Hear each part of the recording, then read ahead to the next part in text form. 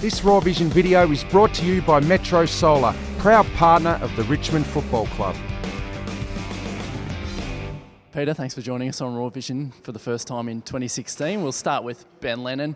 He missed the pre-season camp in December last year with his glandular fever. How's his recovery tracking along at the start of the year? Yeah, pretty good. He's had some blood tests in the last couple of weeks each week, and he's gotten better each time. He's resumed training this week, albeit modified, and I'd anticipate he'll be joining in with the main group towards the end of this week and set himself up for the NAB Cup, which is looking really positive. So the work you'd done previously leading into the camp, and that hasn't really suffered any setbacks with the results you've got recently? He's come back really well from Christmas. He looks in good shape, and his running this week's looks really good, and he's recovering really well. That's the main thing.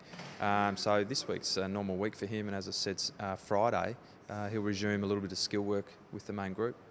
Another who had a longer break was Rance after his Jack Dyer medal-winning year last year, but he's back now amongst the main group. How has Alex come back and fitted into the pace of pre-season? Yeah, well, first day he arrived back, you look at him, he looks exactly the same, fit, trim, in good shape, and his time trial showed us that he's done the work overseas, and you know, he's a player that if he's training by himself will work at absolute maximum intensity, and he's done that. He's just now adapting to our football program, which we have to be a little bit careful, but at the same time Alex is very resilient and he's going extremely well. One is on the comeback trail is Nathan Drummond from serious ACL injury suffered last year. How's his recovery coming along? It's going fantastically well. Pre-Christmas we were able to step his workload up a little bit, but he had a very, very specifically targeted program over the Christmas break, and this week we're starting to see him progress to another level with his change of direction and his confidence, his ability to jump and land, and we're still going to be very mindful of the time frame.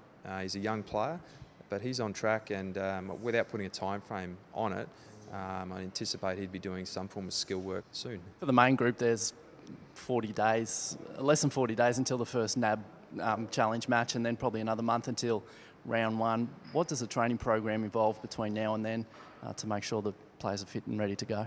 Yeah, so training probably progresses now into more match play, simulation type training. There's a little bit of conditioning that we still need to do because we are preparing for round one ultimately, and the NAB Cup is a great preparation component to that for round one also.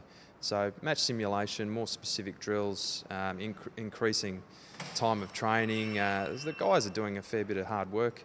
You know, our GPS numbers are increasing with that as well. So load management becomes important for some players. It's similar to every other year, but we're just trying to do things better this year than what we did them last year. Obviously there are some changes to our training the coaches are implementing, but in terms of numbers in rehab and guys healthy and training, it's looking pretty good. It's the first time we've had a chance to catch up since the pre-season camp up in northern Queensland. Were you really happy with the benefits of that program?